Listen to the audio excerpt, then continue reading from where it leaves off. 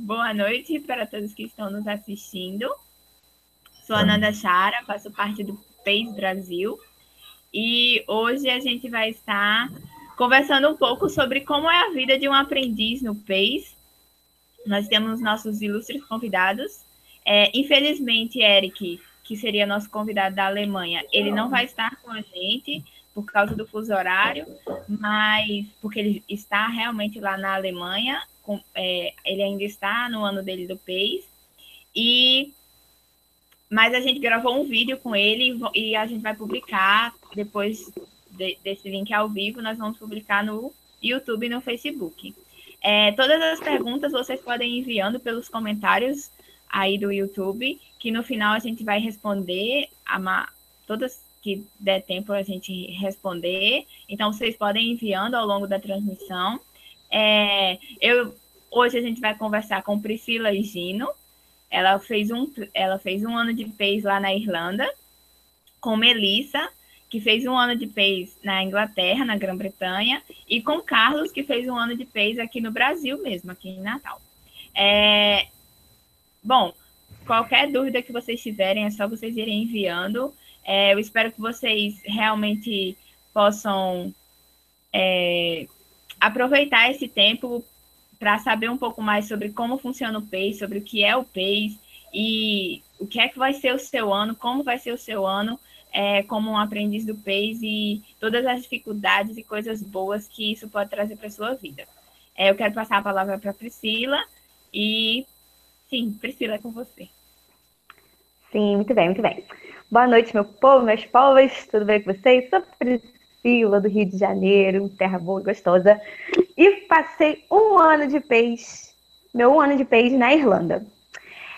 Meu ano foi foi agosto de 2014 até junho de 2015. Sim, então já tem um ano que eu voltei. A Irlanda, primeiro eu queria começar falando da Irlanda em si. A Irlanda é um lugar lindo, maravilhoso, tudo de bonito, com aqueles arco-íris maravilhosos que vocês podem imaginar. É um lugar muito bonito e com pessoas muito amigáveis. Essa foi minha primeira surpresa com a Irlanda, porque sempre que se fala de Europa, a gente pensa num povo mais recatado, até mais frio do que o brasileiro. Mas a Irlanda, as pessoas são bem amigáveis, são bem acolhedoras, e é muito legal isso. Isso é um pouco por causa da história deles, que é muito recente de guerra, uma guerra que, além de ser política, também tinha um cunho religioso, mas é bem mais política do que religioso. Eu queria falar com vocês um pouco disso. Na Irlanda, existe uma guerra existiu, né, uma guerra, que hoje é mais uma guerra fria, uma guerra ideológica, não muito tanto uma guerra armada, mas até existe ainda conflito armado. Mas esse conflito é por causa das pessoas que querem estar unidos ainda à Inglaterra, ao Reino Unido, e aqueles que queriam se separar do Reino Unido. Os que queriam estar unidos ao Reino Unido, os unionistas, eram protestantes, porque a Inglaterra também era protestante. E os que queriam se separar da Inglaterra, os separatistas ou nacionalistas, eles eram católicos. Então essa guerra política se tornou também, tomou esse cunho religioso. Então, hoje ainda é muito difícil se falar de religião na Irlanda. E mesmo as pessoas que dizem que têm uma religião, não necessariamente são cristãos como a gente imaginaria, sabe? São pessoas que vão aos cultos, mas que na verdade não têm um relacionamento tão profundo com Deus. Mas isso é uma coisa que está mudando, graças a Deus. E o PES entra nisso. A gente fica lá numa igreja, quando você vai para o PES. Bom, quando eu fiquei numa igreja chamada Causeway Coast Vineyard, CCV. E lá era uma igreja muito dada à busca das pessoas que viviam religião de uma forma separada de Deus. E trazendo isso para fora da religião ou da religiosidade e trazendo mais para o âmbito do relacionamento com Deus, do amor a Cristo, do amor de Cristo pelas pessoas. Então é um lugar maravilhoso, é uma seara de trabalho muito ampla, muito grande e que com certeza precisa muito de pessoas. Quando eu fui para o PES, a gente era um time e depois esse time se dividiu em dois. E hoje o PES tem tem dois times na igreja, na Vineyard, e tem mais três times começando, sendo pioneiros lá. Então precisa de muita gente, precisa de brasileiros. Inclusive, em um desses lugares, isso é muito legal, existe uma comunidade de portugueses, então eles querem muito que brasileiros vão para lá por causa da língua. Então, isso é muito legal, a oportunidade para todos. Eu vou falar um pouco sobre choque cultural. Acho que meu grande choque cultural lá foi coisas que aqui a gente costuma falar muito, ou que a gente costuma ouvir muito em filme, e lá a gente não deve falar. Por exemplo, me chamaram a atenção por falar muito, ah, meu Deus, oh my God, não pode. Mas lá eles são, como eu disse, são muito acolhedores, muito amigáveis. Nunca foi uma coisa muito ríspida, muito rígida, assim, não. Eles tratam você com bastante delicadeza na hora de falar das coisas. Claro, para ir para a Irlanda você precisa falar inglês. Quando eu cheguei lá, eu falava inglês, mas o sotaque era muito difícil. Durante acho que os 2 primeiros meses, eu tive dificuldade com sotaque, um pouco, sim, e dificuldade de pensar em inglês o tempo todo. Era muito cansativo. Mas depois de 2 meses, eu peguei o jeito, todo mundo pega o jeito. Depois de 2 meses, está todo mundo falando fluente. Então, não tive muita dificuldade com comunicação. Lógico que eu errava várias coisas, mas eles entendiam, então isso que era importante. E com o tempo a gente vai melhorando, a gente vai pegando o jeito de falar, as expressões do lugar, e aí tudo fica mais fácil. A rotina do Pace Irlanda era uma rotina bem intensa, posso dizer. Eu trabalhava todo dia de 8, não, de nove às 5 e tinha mais 2 noites que eu trabalhava. E aí a gente tinha um sábado livre e domingo de manhã a gente trabalhava na igreja e à noite tinha um culto que a gente que trabalhava na igreja de manhã não era obrigado aí, mas era veementemente sugerido que nós fôssemos. Porque a gente acabava perdendo coisas de manhã, então no culto à noite era um culto onde a gente podia experimentar a comunhão e ensino da palavra e tudo mais, que a gente não tinha, que às vezes a gente não conseguia fazer à noite. Os principais desafios do PACE Irlanda, como eu disse, hoje em dia é estar sendo pioneiro em várias cidades. O PACE já teve muitos times, mas ele teve um recomeço lá pelo ano de 2006, 2007, 2008, não lembro muito bem, mas é por esse tempo. E durante esse recomeço, se reduziu tudo a um time de novo. E quando eu fui, como eu disse, tinha um time só, e hoje são vários times. Então tem esse desafio do PACE estar crescendo novamente, é um desafio financeiro, é um desafio de pessoal, é um desafio de oração, é um desafio espiritual, é um desafio em todas as áreas, mas é um desafio bom, sabe? Um desafio legal de ver que não o PACE, mas a palavra de Deus está alcançando mais e mais pessoas na Irlanda do Norte. É muito legal isso. E acho que o maior desafio de lá, que é o que qualquer time vai enfrentar, é o desafio do fugir da religião, de tornar o discurso baseado em Cristo, baseado no amor de Deus pelas pessoas e não na religião por causa das questões da guerra. A gente tem muita abertura nas escolas protestantes, porque lá o Estado não é laico, então tem as escolas protestantes, as escolas católicas, as escolas mistas, as escolas integradas. Mas o grande desafio lá mesmo é entrar nas escolas católicas, porque a gente acredita que o amor de Deus precisa alcançar essas pessoas também. Acho que eu colocaria isso como o maior desafio que eu vejo hoje lá na Irlanda. O meu ano lá foi um ano foi muito legal, foi um ano de muito aprendizado. Enquanto eu ministrava sobre a vida das pessoas, eu era extremamente ministrada, aprendi a andar no sobrenatural de Deus de uma forma incrível, aprendi a esperar mais em Deus e a ver o trabalhar dele nas coisas que eu não podia fazer, mas também aprendi muito a seguir o movimento de Deus. Se eu vejo que Deus está fazendo alguma coisa, eu quero me dedicar inteiramente a estar naquele lugar onde Ele está. Isso foi a coisa que eu acho que eu mais aprendi. A minha igreja que eu estava lá na Irlanda era muito dedicada à oração sobre cura, a profecias. Então foi muito legal poder descobrir o sobrenatural de Deus. Mas a coisa que eu mais aprendi, que eu mais cresci lá, e que é o que eu trago na minha vida até hoje, é entender que o mundo tem um problema, mas não são os problemas que a gente está vendo. O grande problema do mundo é a falta de Deus. Então, eu sempre quis combater muito a falta de amor, a falta de amizade, a falta de educação, a falta de qualquer coisa. Mas eu aprendi lá que primeiro eu devo combater a falta de Deus, porque é Deus que resolve essas outras coisas. Claro que tem coisas sociais, aqui no Brasil, em qualquer lugar do mundo, que a gente precisa lutar contra ou a favor. Mas o nosso trabalho como cristãos aqui, isso foi uma coisa que eu aprendi lá, é lutar principalmente contra a falta de Deus. E a gente só pode entrar nessa luta avançando o reino de Deus.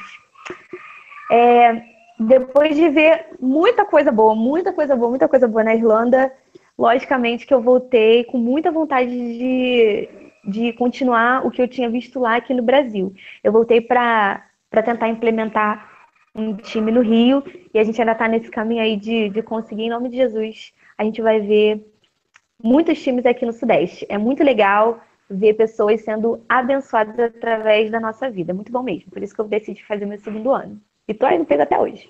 Já passei do segundo ano já. É isso que eu tinha pra falar, gente. Mil beijos, meu povo. Beijo. Obrigadão, Priscila. Qualquer pergunta que vocês tiverem para Priscila, vocês coloquem assim, Priscila ou Irlanda, para a gente direcionar para ela no final, tá certo? Agora eu vou passar a palavra para a Melissa, e ela vai se apresentar aí e contar mais um pouquinho sobre a experiência dela para vocês. Oi, pessoal, vocês estão me vendo? Espero que estão. Então, né? Estão me vendo, muito bem. Então, eu sou a Melissa, eu sou paulista, né? Eu sou da melhor cidade aqui do Brasil, queria dizer apenas um comentário de leve. Não, mas brincadeiras à parte, eu fiz um ano de PES, acabei de voltar praticamente, e eu fui para a Inglaterra, né? Então eu fiz o meu ano na Inglaterra, foi de agosto de 2015 até julho agora desse ano de 2016, né? E eu me inscrevi para ir para lá por questões de que eu já sempre gostei um pouquinho da Inglaterra. Eu estava em dúvida entre Irlanda e Inglaterra, na verdade, antes de realmente aplicar para uma nação. Mas aí orando e tal, conversando com meus pais e tudo mais, e aí tudo indicou para ir para a Inglaterra, e fui para a Inglaterra, né? Inglaterra é onde acontece o PageB, é um dos maiores locais onde o PACE acontece hoje, então tem muito time acontecendo lá, tipo, muito mesmo. Esse ano do intake agora de agosto de 2016, foi o maior número de aprendizes que eles receberam desde, sei lá, vários anos atrás. Então, é um país que tem crescido muito o PACE, né, onde o PACE tem atuado bastante, tem sido bem reconhecido, e tem muita gente lá. Então, foi muito legal, porque eu consegui aprender bem a questão de como funciona, porque para mim essa ideologia do PACE era totalmente nova, eu não conhecia direito, eu não sabia o que era, como é que ia ser, essa coisa de ir para a escola e tal, porque aqui no Brasil a gente não tem muito, né, dessa cultura. Eu estudei aqui nas escolas, nunca ninguém de fora foi na minha escola falar nada do tipo, então também cheguei lá um pouco apreensiva nessa questão de, tipo, meu Deus, como é que é esse negócio, né? Mas foi muito bom, né? Claro que quando a gente chega lá, a gente chega e tem uns 15 dias de treinamento intensivo para entender melhor como é que funciona o PACE, o que a gente faz, o que a gente não faz, como que a gente vai atuar nas escolas, algumas regras e tudo mais. E foi tudo feito em inglês. E tudo no inglês, né? Não inglês americano. E foi assim, foi tenso. O inglês foi muito tenso, o sotaque foi muito difícil. Foram 15 dias era treinamento, começava tipo 8 da manhã, terminava, tipo, sei lá, 5 horas da tarde, e a gente dormia, tipo, na igreja, todo mundo junto, e aí era todo mundo falando inglês sempre, toda hora, e a cabeça explodindo, e eu tava assim, meu Deus, quero falar português, quero falar português. Então, acho que o choque cultural para mim foi principalmente a questão do sotaque inglês mesmo, até você conseguir digerir, até você conseguir pegar aquela questão de que eles falam diferente do que a gente aprende aqui no Brasil, que é o inglês americano, que é o mais comum. Então, isso foi um pouquinho mais difícil para mim, mas deu tudo certo, tá? Tudo acontece com calma e a gente flui, as coisas acontecem e ficam bem tranquilas. E outra questão de choque cultural para mim também foi a questão de alimentação. A alimentação base deles lá é a batata, né? Então, assim, eu comia batata durante um ano, todos os dias, né? Tipo, de diversas formas. Então, eu comia batata frita, eu comia batata assada, eu comia purê, eu comia carne com batata, eu comia macarrão com batata, tipo, era tudo batata, entendeu? Então, eu comi bastante batata e eles não têm as 3 refeições certinhas igual a gente tem aqui. Pelo menos em São Paulo a gente tem esse costume de tomar o café, tipo, almoçar decentemente e jantar decentemente. Então, a gente tem as 3 refeições bem cheias. E lá não tinha, era tipo, você tomava o café da manhã, o almoço era sempre na rua, ou você levava alguma coisa de casa, então eu passei o ano, tipo, ou ia no mercado, e no mercado você vê aquelas prateleiras cheias de sanduíche pronto, sabe, de pão puma com sanduíche, ou aqueles rolinhos de pão sírio, tudo lanche assim, e ele já tem até, tipo, promoção no mercado, promoção de refeição, que ele chama. Aí você compra um lanche desse, um refri, uma batatinha ou um chocolate, você paga um valor fixo, sabe, porque é bem comum. E todo mundo, você vê essas prateleiras sempre tá cheia de gente, ou se você chega, tipo, 2 horas da tarde, já não tem mais nada, porque todo mundo já comprou. Então, eles têm essa rotina de almoço um pouco diferente. E aí, acho que por essa questão de que eles não almoçam tanto, eles jantam super cedo. Então, eu jantava 6 horas da tarde. O que, para mim, aqui em São Paulo, eu janto 8 horas, 9 horas da noite. Então, eu achava super estranho no começo. Né? Para mim, era muito, muito estranho. Mas, tipo, conforme o ritmo ia, era bom até, porque eu não almoçava muito, almoçava cedo, então dava às 6 horas da tarde, eu tava com fome, né? Então, conseguia jantar bem. E era bom porque daí, tipo, eles têm a senhora janta, né? Então é um senhor prato, então 6 horas da tarde você come, você vai dormir às 10 horas da noite, já fez aquela digestão, já ficou tranquilo. E onde eu fui, na cidade que eu fui, né, da Inglaterra, chama Southport. É uma cidade, apesar do nome ser Southport, ela fica no norte da Inglaterra. E fica a 40 minutos de Liverpool, 1 hora de Manchester. Então é uma cidade pequena, é uma cidade que eu nunca tinha ouvido falar antes, mas ela está super bem localizada, né? Se você consegue, é muito fácil acesso, pega um trem ali, 40 minutos você está numa cidade grande, sabe? Então é bem tranquilo. A cidade é linda, é uma cidade bem de porto mesmo, praiana. Não significa que você vai, tipo, curtir a praia, porque não vai. Né? A Inglaterra é um país nublado, tipo, 365 dias no ano. Então vai ficar nublado. Quando o sol sai, é impressionante, de engraçado ver os ingleses saindo na rua de camiseta, óculos de sol, bermuda e, tipo, tomando o sol, sabe? Aproveitando o solzinho ali que tá, mas eu sempre digo que é um sol de mentira, é um sol falso, porque ele só tá ali brilhando, que isso não esquenta. Então, a blusa ainda, para mim, tinha que reinar um pouquinho, tinha que usar um pouco para conseguir me proteger, porque senão eu passava frio. Mas chove bastante na cidade que eu tava, chovia, assim, sem brincadeira, tipo, quase todos os dias. Então, essas foram coisas bem diferentes, né, do que a gente vive aqui no Brasil, né, tipo, eu vivo em São Paulo também, mesmo que São Paulo seja chamada a Terra da Garoa, depois de viver lá, eu falei, Terra da Garoa é Southport, não é São Paulo. Então, é um pouquinho diferente, mas a gente acostuma, você vai vivendo, tipo, a cidade é boa, é uma cidade pequena, eu fazia tudo de bicicleta, no máximo eu pegava um trem que demorava 15 minutos no trem, sabe? Então, um trem que eu sentava todo dia, tipo, tranquilo, né, sem sem muita crise de locomoção também, né? E, e a Inglaterra, né, a cidade que eu estava, é uma cidade pequena e é uma cidade que tinha muita, né, na verdade, tem muita igreja mesmo, e são aquelas igrejas de prédios, tipo, gigantescos, aquela construção grande de igreja antiga mesmo, né, de igreja, que você olha assim, você vê que é uma igreja da Europa mesmo, igreja europeia, aquelas torres gigantescas, enormes, então aquele templo, tipo, gigantesco, uma mega infraestrutura. Mas aí você entra na igreja, tipo, grande, é tudo bem arrumado e tal, não sei o quê. Mas aí você vai no culto de domingo deles e, tipo, não tem metade da igreja, sabe?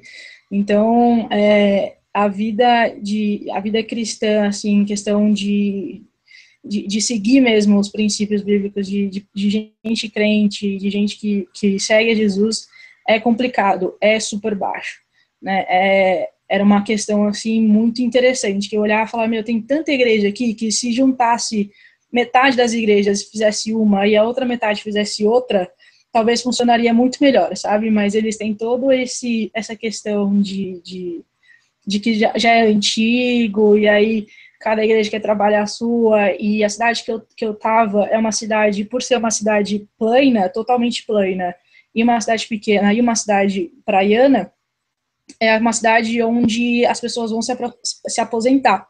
Ou seja, mais da metade da população são velhos, são idosos, né? E a outra metade é pais, assim, que tem crianças, adolescentes. Então, tem muito adolescente, tem muita criança na cidade, mas eles a gente via eles, tipo, na escola, quando a gente ia para a escola. Na igreja, eles não estavam na igreja, né? A gente não encontrava. Na igreja que eu estava, eu não encontrava muito eles, né? Eu encontrava nos cultos de domingo, eu encontrava eles quando a gente tinha, durante a semana, os cultos voltados para a galerinha daquela idade, que aí era um momento onde eles iam, que já era meio... eles já tinham já seguiam essa linha, já tinham isso acontecendo por um tempo, e então as crianças já conheciam, e aí por ser uma cidade pequena, um falava pro outro na escola, lá naquela igreja tem um negócio que acontece toda sexta-feira, tal, é legal, não sei o que, vamos lá, tem brincadeira, tem doce, tem gente, tal. Então aí bombava de criança, bombava de adolescente, e ali era a oportunidade que a gente tinha de fazer o contato com eles, além da escola. Então, a minha cidade também, a gente tinha muita escola, né, uma cidade que a gente o PEIS já estava trabalhando lá, já fazia uns 5 anos, 5, 6 anos já que o PEIS já tinha o time PEIS trabalhando ali, então o PEIS também já era um pouco conhecido, as escolas já tinham esse costume de receber gente de fora para fazer assemblies, que eles chamam, que são como se fossem palestras para a gente, né, então, ele já tinha um pouco dessa cultura de receber gente de fora. Então, para a gente era muito mais fácil. Então, a gente trabalhava o que outros times da Inglaterra, das outras cidades, trabalhavam com 3, 2 escolas, 4 escolas no máximo. A gente tinha escola, tipo, 15 escolas, 20 escolas, sabe?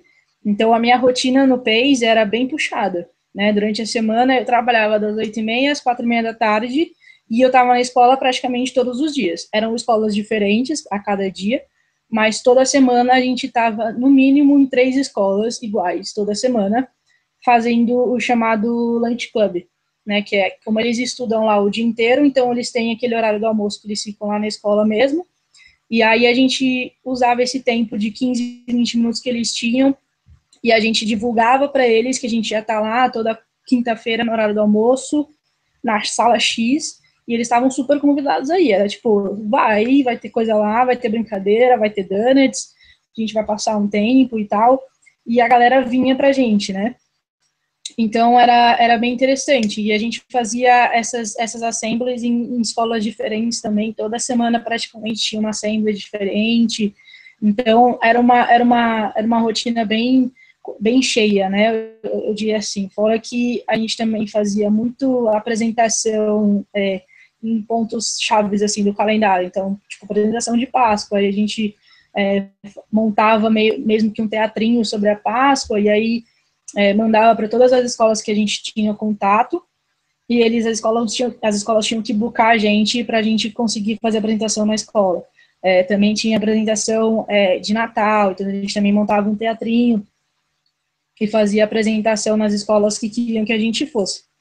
Então, o ano em si, ele era bem cheio para mim, né, para o meu time, por essa questão da gente estar numa cidade pequena e numa cidade onde o time do país também já era conhecido há muito tempo, já estava trabalhando há muito tempo, então a gente tinha esse contato com muitas escolas, o que era muito bom, era muito, muito legal mesmo, porque a gente conseguia fazer projetos com eles dentro da escola mesmo, para que eles fossem, espalhassem o amor de Deus de várias maneiras. Então era, sei lá, às vezes a gente fazia um desafio para eles uma semana e eles tinham que fazer recadinhos e dar para alguém que eles gostassem. Uma vez a gente fez 3 cartões de agradecimento para eles darem para o staff da própria escola, e aí a escola achou aquilo, tipo, muito bom, sabe? Então, eram pequenas coisas que faziam uma diferença grande, né?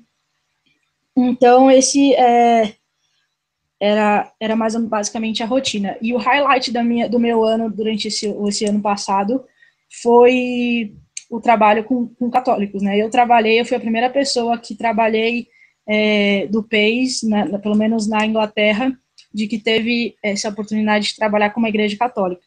Né? Como a minha cidade era pequena, no bairro onde eu trabalhava, eu era o primeiro PACE também que estava ali fazendo o trabalho, e aí eu trabalhava com uma igreja católica e aí outras 3 igrejas de denominações diferentes, né? Metodista e anglicana.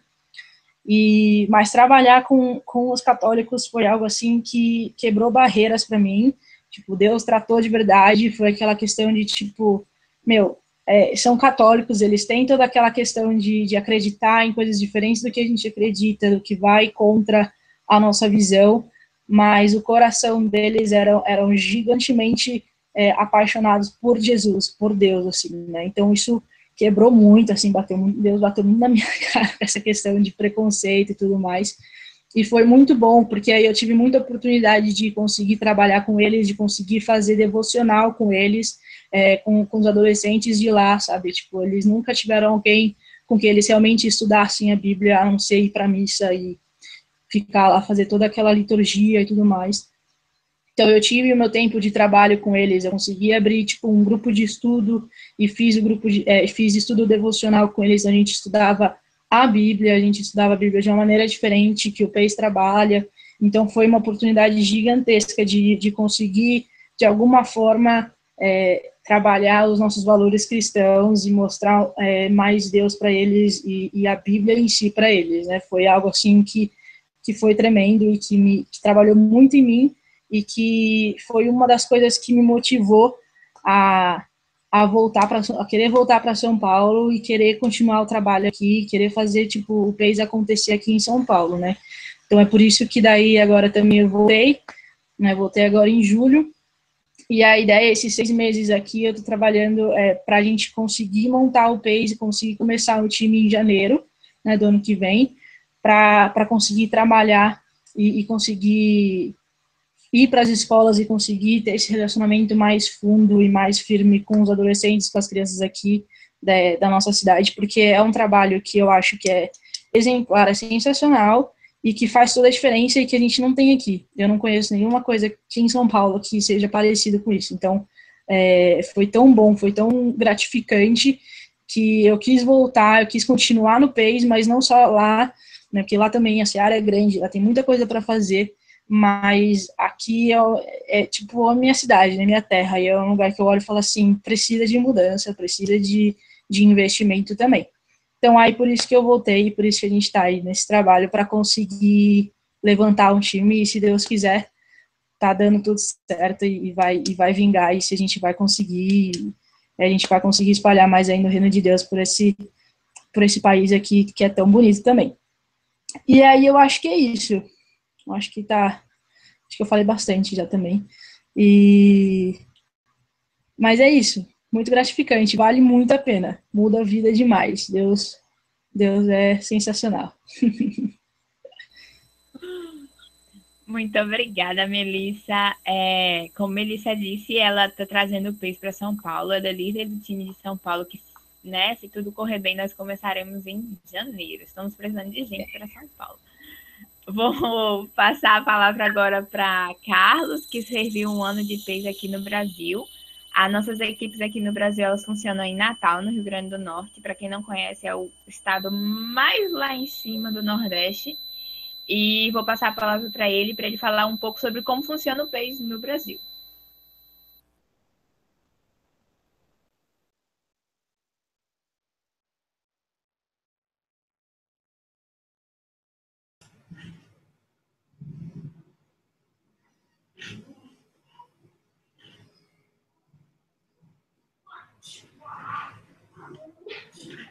Fala, galera.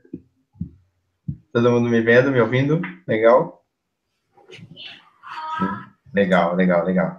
Então, não vou falar tanto quanto as meninas falaram, nem tão bonito, mas eu vou tentar trocar um pouquinho da minha experiência aqui do PES com vocês. Começando aí, mais ou menos, seguindo uma linha do que elas falaram. Primeiro, deixa eu me apresentar, sou Carlos Henrique, tenho 23 anos, fiz ontem. Quem quiser pode mandar parabéns aí no chat. e graças a Deus servi lá em Natal, sou de Belo Horizonte, Minas Gerais, nascido e criado aqui, torço pro Cruzeiro, graças a Deus, daqui a pouco vai ganhar do Corinthians, se tiver algum paulista aí pode torcer contra, mas a gente vai ganhar, e é isso aí. Vocês podem pensar, assim como eu pensei, que não tem muito choque cultural quando você está dentro do seu país, quando você está dentro da sua casa, que vai ser tudo tranquilo, tudo vai ser bem parecido com o que você já está bem acostumado. Só que de cara você já chega lá, você vai chegar lá em Natal e você vai se deparar primeiramente com uma coisa totalmente diferente do que você já está acostumado. Se você é daqui de Belo Horizonte ou se você é daqui do Sudeste, com algumas experiências que eu tenho daqui. Cara, é muito diferente mesmo. Primeira coisa, como a Melissa falou, a comida.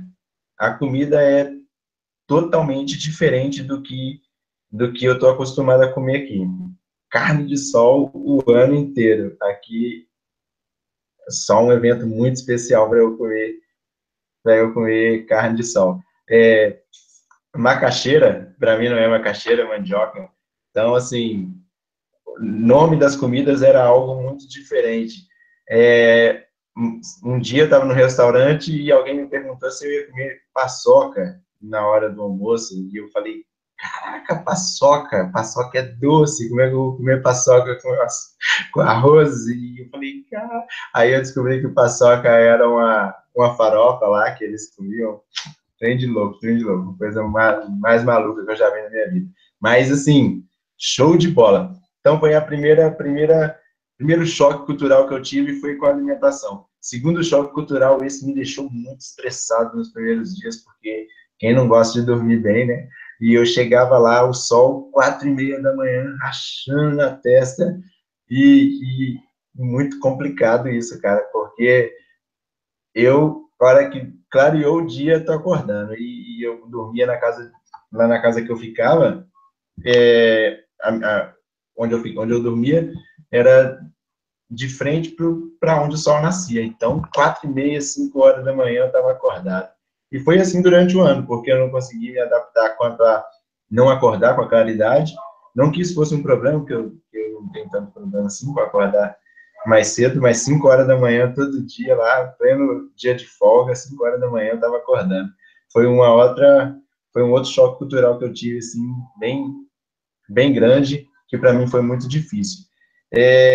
Dificuldade com comunicação, também pensei, cara, o pessoal lá é brasileiro, todo mundo fala português, quem vem de longe provavelmente vai estar falando ali mais ou menos alguma coisa, vai ter intérprete, mas também é outro calo nos sapatos também, porque 2 semanas de treinamento, as 2 primeiras semanas de treinamento, palestras intensas de português, traduzido para inglês, inglês traduzido para português.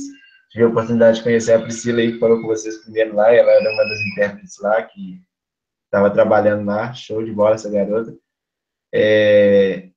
E foi um tempo, assim, bem desgastante. Foi um tempo proveitoso, um tempo muito bom, a gente aprendeu muita coisa, mas um tempo desgastante realmente, porque se escuta português, escuta inglês, aí tem aquela coisa que eu acho que todos vocês vão querer buscar, se alguém vai fazer para o Brasil, vai querer buscar, que é o querer aprender a falar inglês, e aí você força sua mente para tentar pegar ali mais ou menos uma coisa, que a pessoa está falando, ou tentar aprender um pouquinho ali, e acaba que você desgasta muito a sua mente. E foi uma dificuldade que eu tive no início. Durante o ano, eu tive certa dificuldade com a comunicação também. Nos primeiros dias, nós tivemos um acompanhamento com a menina que ela, eu não sei se, ela é alemã, mas a mãe dela é brasileira, e ela fala português, então, o nome dela é Luísa, e ela foi quem liderou a nossa equipe, porque a minha equipe, a equipe que eu fiquei, foi uma equipe pioneira lá na igreja que estávamos, então, não tínhamos, assim, uma base, não tínhamos ninguém que já tinha feito PEIs antes da nossa equipe, então nós tivemos algum tempo com ela, e até então deu para ir levando, porque ela traduzia, tinha o Iago, que era da minha equipe, que falava inglês muito bem, e ele traduzia também, e ali deu para levar. Só que depois das 2 ou 3 primeiras semanas que ela esteve com a gente, que ficamos só nós, eu, 2 alemãs e o Iago, que não ficava integral com a gente, ele ficava alguns períodos, porque ele trabalhava na comunicação também. Foi muito complicada a comunicação da equipe, foi muito difícil mesmo, porque as meninas não falavam português, eu não falo inglês, e foi muito difícil, cara, era mímica para lá, mímica para cá, desenha aqui, desenha ali, um tenta fazer de um jeito, outro tenta falar de outro, até que chegou um dia que, sim, quando a Luísa saiu, acabou que teve a oportunidade de eu ficar com a liderança da nossa equipe, o pessoal, os líderes do PES Brasil escolheram, né, e eu fiquei ali como um facilitador da equipe, e teve um dia que eu tive que parar tudo e falar, cara, vamos fazer uma reunião, porque chegava a sair faísca, era muito difícil mesmo. Vocês vão ter a oportunidade de conviver com pessoas da Alemanha, eles são muito questionadores, tudo é por quê para lá, por que para cá, por que para... Nossa, Deus, nunca vi pessoas que falam, que querem saber tanto do porquê das coisas, são pessoas muito boas, mas, assim, chegava a sair faísca, cara, porque foi um tempo realmente complicado, assim, de estar falando com eles, assim, de estabelecer essa primeira comunicação entre a equipe. Então, nós fizemos essa reunião, falamos, choramos juntos, colocamos os pontos, e daí para lá foi só correr para o abraço, foi show de bola, começamos a nos comunicar super bem, uma vez ou outra tinha ali um atrito na comunicação, mas aí já ficou mais tranquilo de resolver, e foi show de bola. A rotina da nossa equipe era, vou colocar tranquila aqui, né, porque não vou dizer que era tão complicado assim, não. A nossa rotina era uma rotina, talvez porque eu trabalhava já integralmente, né, e eu não senti tanto, antes de ir eu trabalhava, então eu não senti tanto. Mas tínhamos, minha equipe em particular, nós tínhamos 3 escolas, nas escolas era muito bom mesmo, assim, os alunos tinham uma aceitação muito boa quanto à nossa presença ali na escola, os professores, os diretores apoiavam muito, ajudávamos eles lá. Durante os finais de semana, apoiávamos a igreja, nos trabalhos da igreja, nos projetos da igreja, ajudar com as crianças, ajudar com os adolescentes, células, culto à noite. Na segunda-feira era o nosso dia de folga aqui, diferente da Melissa, a gente curtia mesmo a praia. Eu, nem tanto, como um bom mineiro, né, não sou muito chegado na praia lá, não, mas era muito bom, ia para ver, e gostava muito lá da companhia do pessoal. Mas a nossa rotina era uma rotina boa de trabalho. Não tínhamos tempo, mas nos ocupávamos com coisas que gostávamos de fazer, então, assim, eu vou colocar que era uma rotina tranquila. Quem for vai gostar. Diferenças e semelhanças entre Minas e Rio Grande do Norte, Natal. Primeiramente, a forma de se falar. Isso é uma coisa que eu quero falar para quem tiver, não só em Natal ou em outro país, mas evitar comparação, porque ninguém gosta de ser comparado, ninguém gosta de ficar, mas lá em Belo Horizonte é assim, e é uma coisa que você acaba fazendo naturalmente. Eu estava almoçando com o pessoal um dia, bem no início isso, e eu falei, mas lá em Belo Horizonte era assim, falei por umas 3 vezes que em Belo Horizonte era assim e Natal não era assim. Não estava querendo falar que Natal era melhor ou Belo Horizonte era melhor, mas um rapaz virou para mim e falou assim, cara, você não está mais em Belo Horizonte, você está em Natal, você tem que se acostumar com a realidade daqui.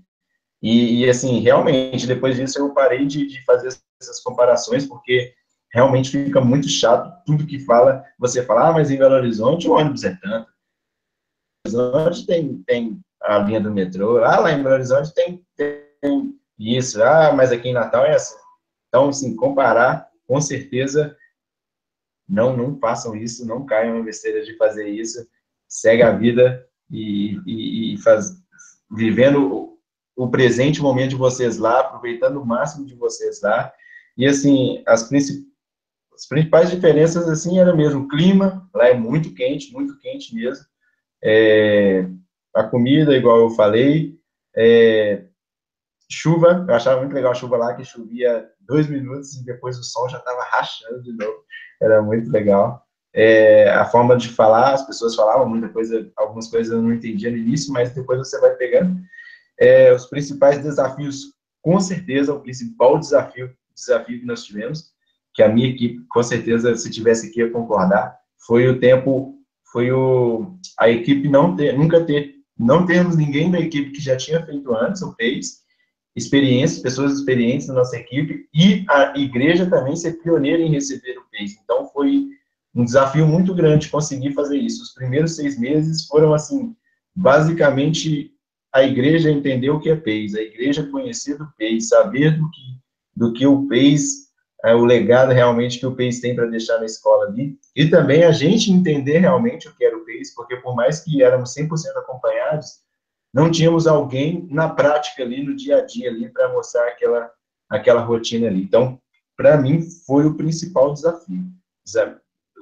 O outro desafio que eu posso colocar assim, que foi um desafio mais ou menos, foi o de comunicação com o pessoal das outras nações, como eu já coloquei aqui, mas isso foi tranquilo de driblar. Com certeza aprendi muito no meu ano no PACE. Falo para quem quiser ouvir que foi meu melhor ano, foi o melhor ano da minha vida. Muitas coisas mudaram, muitas coisas acrescentaram, com certeza mudaram para melhor. Eu me considero uma pessoa mais madura hoje, não só socialmente, não só como pessoa, como homem, mas espiritualmente também, cresci muito. Como a Melissa falou, muitos paradigmas são quebrados. Prepare-se para você perder tudo que você acha que você sabe sobre a Bíblia, assim, que você acha que ser cristão é isso, e se prepare para conhecer uma nova realidade de fato, porque eu acho que agora vocês vão estar vivendo o evangelho de fato, vivendo o evangelho aí como Jesus viveu, que é deixando a casa de vocês e saindo por aí, pregando e falando da vontade dele e falando do amor dele. E assim, pode ter certeza que Deus vai abençoar muito vocês vão crescer muito, vocês vão fazer novos amigos que vão ficar para a vida toda. Eu, particularmente, posso falar isso assim com total certeza, porque fiz muitos amigos lá, conheci várias pessoas assim que tem no meu coração como amigas mesmo, não só colegas, mas amigos mesmo. E, e é isso aí. E agora voltei em julho e estou aí agora aqui em Belo Horizonte correndo atrás para ver se a gente consegue de alguma forma encaixar o PACE aí. Já estou tentando com algumas empresas para tentar trazer o PACE Venture, vocês vão saber, e vocês vão saber mais sobre, e também o PACE nas escolas, né? Nós, se Deus quiser, vamos começar bem em breve também, estamos orando por isso, orem também, e estamos correndo atrás disso aí. Vocês também, com certeza, vão voltar com o coração ardendo para levar para o lugar onde vocês moram também, porque com certeza, uma coisa de Deus, está no coração de Deus. Valeu, gente. Vamos lá para as perguntas.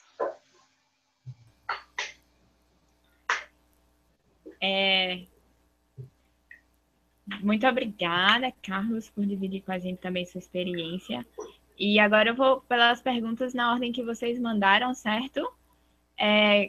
Meninos, as que vocês souberem responder, vocês podem começar a falar, tá certo? Eu não vou falar muito hoje, não. Vocês ficam a cargo de responder as perguntas. A primeira delas é de como é o processo da escolha das host families, se eu não conseguir uma até o dia do meu embarque. Essa de host family eu vou responder. A host family, ela geralmente são famílias que se voluntariam. São famílias que se voluntariam, na maior parte dela, da igreja em que você vai fazer parte. Então, o processo de escolha é praticamente assim, a família sabe que está chegando um aprendiz novo e se oferece para receber esse aprendiz. Quanto a você não ter até a data de embarque, pode acontecer isso, porque muitas vezes acontece da família querer conhecer você primeiro, para depois saber se quer acolher você ou não. Mas até lá, sempre tem famílias que vocês ficam provisoriamente. Você não vai ficar homeless, você não vai ficar sem família, sem casa, sem lugar. Isso com certeza não vai acontecer. E você pode até ficar numa família talvez por 1 mês, 3 meses, de forma temporária, até ir para sua família fixa, né? Até ir para sua família que você vai ficar até o fim do seu tempo. Agora para os meninos, como é o processo de formação das equipes? Ananda, deixa eu só falar sobre a host family. Sim, sim. Porque, bom, na Irlanda, o que acontecia com o meu time é que a gente não teve host family. A gente tinha uma casa e todo mundo morou junto. Muitas coisas boas, como o Carlos disse, fiz amigos para a vida toda, mas também é difícil você trabalhar com aquela pessoa o dia inteiro e depois ainda morar com aquela pessoa. É uma coisa assim que a gente aprende a lidar com a vida. Mas, às vezes, pro país que você está indo, você não vai necessariamente ter uma host family, mas você vai ter uma casa, você vai ter um lugar para ficar, não vai ficar jogado debaixo da ponte na chuva da Inglaterra nem na chuva da Irlanda, pode ficar tranquilo. Nem no sol de Natal. Nem no sol de Natal, exatamente. Eu, particularmente, fiquei sabendo quem seria meu host family. Eu estava no aeroporto, chegando em Natal. E, na verdade, eu fiz escala no Rio, e eu estava lá no Rio e fiquei sabendo quem ia ser o meu host, do dia só. Sim, a próxima pergunta é como é o processo de formação das equipes? Pode ficar à vontade, quem você quiser. Vai. Acho que a formação da equipe é mais a cargo do diretor nacional, do diretor nacional. Você, até um tempo antes, você não sabe quem é da sua equipe. No meu caso, meus líderes souberam que era equipe uns 2 ou 3 meses antes, e aí eles colocaram a gente em contato. Mas não é uma coisa que a gente, pelo menos lá na Irlanda, eu não decidi nada, não. Já cheguei chegando. Acho que uma coisa eu também cheguei já numa equipe. Então, o que eles normalmente fazem quem é o líder de equipe, acho que o diretor nacional, ele designa, né, para o líder da equipe, tipo, o seu líder, você que é o líder, né, sua equipe vai ser essas pessoas. E aí, o líder da equipe tem a responsabilidade de entrar em contato com o restante da equipe, mas para fazer um Skype e tal, para se conhecer e para falar, para, tipo, se apresentar e tal, e falar um pouquinho do que vai ser antes de você chegar lá, mas tem gente que às vezes chega lá ou na semana que tá indo que descobre o time, e aí, tipo, você vai conhecer todo mundo lá mesmo, sabe? Acho que uma mas coisa a gente não tem nenhum poder sobre a decisão. Importante frisar muito aí que nesse ano do PIS agora que vocês vão ter, sobre tudo, acho que acima de tudo que vocês vão aprender, que eu pude aprender muito, é submissão. Nem tudo vocês vão ter a resposta certa na hora que vocês querem, vai ficar muito em cargo ali dos diretores nacionais, dos líderes das equipes, mas é confiar que vocês estão nas mãos de Deus, que vocês estão seguindo a vontade de Deus e que vai dar certo. Eu tive muito problema com isso no início, porque a mesma dúvida que vocês tiveram, eu tive também. Cara, como eu vou saber, se vou chegar lá, não vou saber onde eu vou ficar, não sei ainda onde eu vou ficar, as pessoas me perguntavam, e eu não sabia responder, isso para mim era uma morte. Mas eu aprendi de verdade que assim, é um ano de submissão e que quando você entrega o seu caminho nas mãos do Senhor e confia nele, com certeza as outras coisas vão acontecer porque ele está tomando conta das coisas. Então, é uma coisa que vocês têm que ter no coração de vocês, descansa e vai dar certo. As equipes são escolhidas muitas vezes não, são escolhidas estrategicamente, né? Sempre tem um rapaz na equipe, sempre se busca colocar pessoas que toquem música, uma em cada equipe, enfim, sempre vai ser uma escolha estratégica da direção, nunca é aleatório. Vocês receberam algum treinamento antes da viagem? Se houver, como é e como foi o de vocês? Eu recebi, eu fui pela SESI, eu achei o PACE através da SESI, e aí eles fizeram comigo comigo e com um pessoalzinho que estava indo viajar na mesma época, um hangout, assim, e onde eles fizeram um treinamento para falar um pouquinho de pré-embarque e de questões de choque cultural, para conversar um pouquinho sobre essas coisas, para dar um pouquinho mais de pé no chão para a galera que estava indo, principalmente para quem estava indo pela primeira vez, viajar para fora e tudo mais.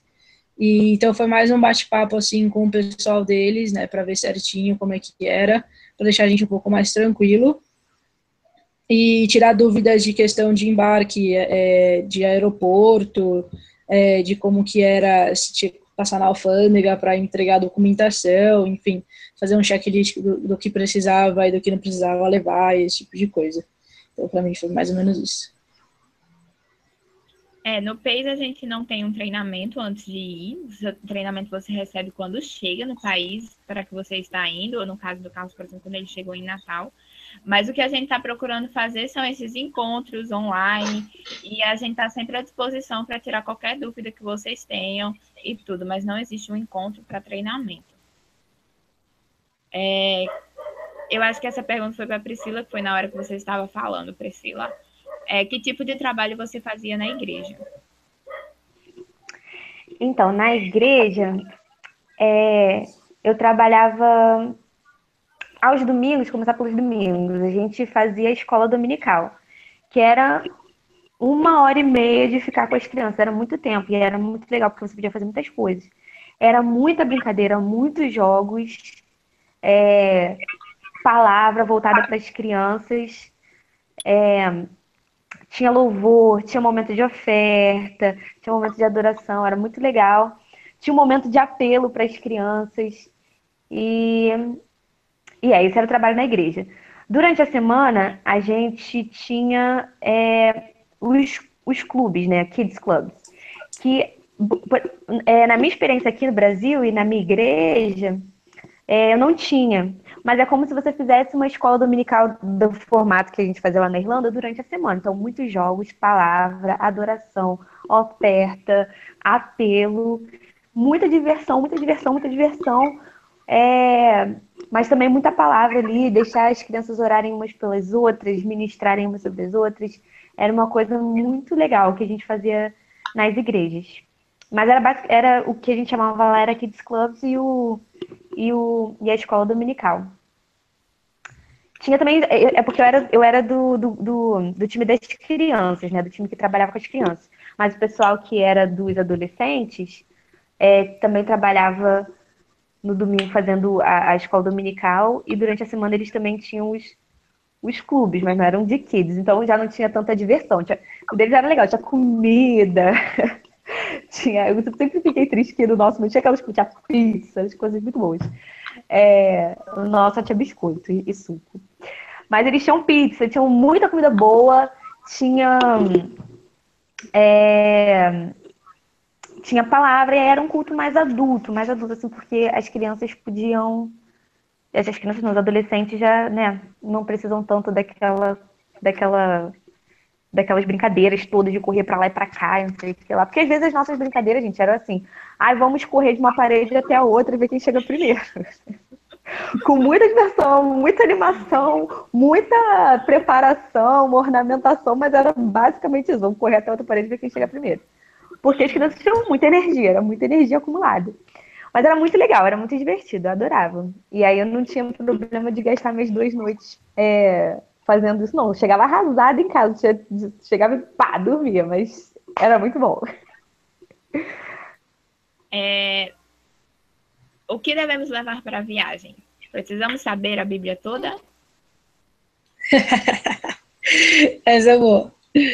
Não precisa, eu acho assim, não precisa saber a Bíblia toda, mas é sempre bom você ter essa base bíblica já um pouco boa, porque você vai trabalhar com adolescente, e você vai trabalhar com adolescente que tem muita dúvida a partir do momento que você começar a falar certos tipos de assunto com eles. Então, ter um pouco de noção básica bíblica é legal, mas, assim, vocês vão ser treinados quanto a isso quando chega no PACE e tudo mais, quando tem aquela questão que eu falei de treinamento, né, aqueles 15 dias de treinamento. Então, vai ser treinado com isso. O time líder de vocês, né, o time de vocês vai estar lá para ajudar vocês também, então vocês não vão estar sozinhos. E o Google tá aí para isso também, gente, né? E a gente não precisa, não é o dono da verdade, né? Tipo, saber a resposta na ponta da língua, mas não ter medo de falar também que, putz, eu vou procurar sobre isso e tudo mais. Mas ter o conhecimento bíblico, sim, tipo, faz parte do trabalho, sabe? Faz parte do que a gente está fazendo. Tenho várias tatuagens e trabalhei nesse ramo. Acham que posso passar por um certo tipo de preconceito por parte das igrejas na quais o PACE Estados Unidos trabalha e da parte de diretores e pastores? Essa eu queria responder. Ah, tá, pode vai. Deixa eu falar só antes da outra pergunta. Tá, Quer falar? Eu não sei se isso vai ajudar algumas pessoas que estão vendo, mas não pensem também, gente, que a gente é, tipo, super crente para ser missionário. Não, somos todas pessoas normais. Eu falo errado em casa, eu como arroz e feijão, eu peco, todo mundo peca. E eu tinha essa ideia, tipo, ai, cara, eu só posso ser missionária quando eu for super crente, saber viver de cabo a rabo e, sabe, nossa, mini Jesus. Não. Inclusive, não, eu tive experiência com um rapaz lá em Natal, lá, que ele era da igreja, e ele falava muito, não, cara, eu não vou te contar isso não, você é missionário, né? Eu falava, cara, não tem isso não, peco igual você. Aposta aí, bobear, o pecado que você está querendo confessar aí, eu cometi ontem, talvez. É claro que a gente vai viver buscando a santidade, claro, mas você, acho que o primeiro passo do missionário é saber que ele está levando uma coisa que ele também precisa. Então, assim, deixar isso bem claro para todo mundo, porque as pessoas vão ter mesmo esse preconceito da gente, mas é isso aí. Sobre as tatuagens, eu queria dar um exemplo de um menino que fez o ano comigo lá em Natal. Na verdade, ele ainda ele se aplicou para 3 anos aqui no Brasil, mas ele tempo indeterminado. Ele chama Juan, e ele é malucão, cara, malucão. Confesso que, assim, quando eu vi, eu falei, esse cara não é missionário, não tem condição. Mas como eu falei, como eu disse, é um ano que vocês vão quebrar paradigmas. O cara é maluco, ele tem dread na cabeça, ele tem alargador na orelha.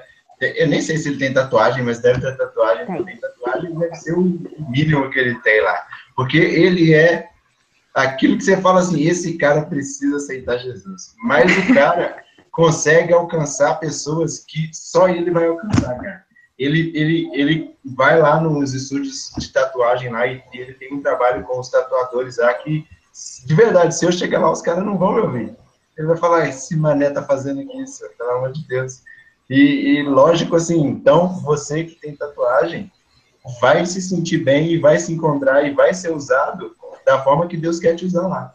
Da forma que você sabe se pronunciar, da forma que Deus tem te proporcionado e te ensinado aí, a viver aí. Não sei na Europa como é essa situação, ou nos Estados Unidos, mas eu creio que eles têm uma visão já mais evoluída com relação a isso, de pessoas com tatuagem, de pessoas... No Brasil, acho que essa visão ainda é muito fechada, que se você usa bermuda, você não é crente. Se você tem um piercing no nariz, você não é crente, você vai para o inferno. Eu acho que lá eles já têm uma visão mais diferente, mas você, com o seu jeito, crendo que Deus foi quem te chamou e que te colocou naquele lugar ali, vai conseguir quebrar esse paradigma e ser usado da forma que Deus te chamou para ser usado lá. A próxima pergunta é: como foi o processo de escolha do tipo de liderança de vocês? Como assim? Como assim, processo de... Eu também não entendi muito. Mas eu acho que eu entendi o que ela falou. Diga aí, então. A pessoa quer saber se... Tipo, como é o processo para escolher a liderança da equipe, não é? Deve ser. A minha equipe foi assim. Como eu falei, a gente não tinha experiência, então não tinha um líder de equipe. Foi como é o nome dela? A Luísa, show de bola essa menina também, que liderou a gente. Inclusive, a Priscila também liderou uma equipe que estava passando mais ou menos pela mesma situação. Ela vai poder falar um pouco sobre isso, que ela participou da escolha do líder. Eu não participei, mas eu fui escolhido como líder. O critério que eles utilizaram, eu não sei, mas no dia que foi passado, que foi me comunicado isso, primeiro a diretora de treinamento me comunicou, depois o Júnior, que é o diretor nacional aqui no Brasil, me comunicou também. Depois nós tivemos uma reunião com a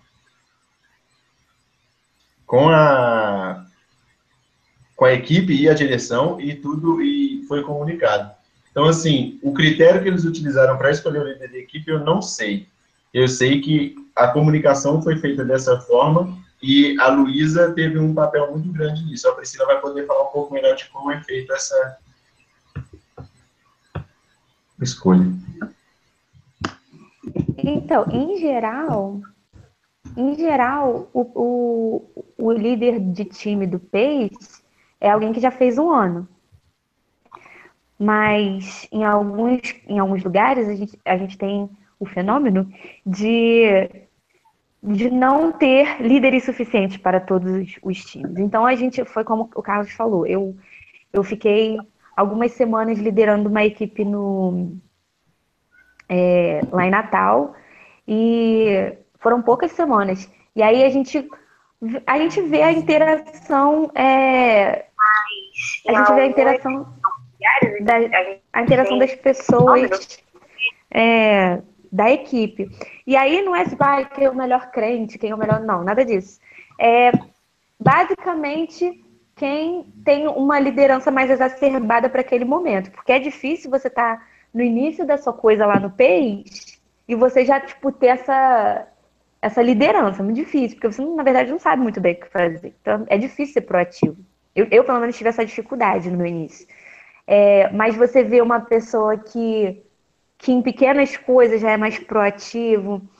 No caso da minha equipe, da equipe que eu liderei, a gente tinha um problema de ser alguém que falasse português, que tivesse essa proatividade e também falasse português. Então é como que você vai fechando a lupa e aí você fala, eu sei que essa pessoa não é o ideal para essa pessoa estar começando isso agora. Mas a gente tem todo aquele trabalho de ter um mentor, de ter um discipulador que vai ajudar aquela pessoa naquele processo de aquisição da confiança para ser o líder. Mas no final de um ano do PACE, todos os aprendizes do PACE estão aptos a serem líderes no próximo, caso eles queiram continuar no segundo ano. Certo, nosso tempo está acabando, vamos responder só mais uma pergunta, que eu acho uma pergunta que é muito legal. Como é a divisão de tarefas dentro de uma equipe? Todos fazem as mesmas coisas? Desculpa, não entendi a pergunta.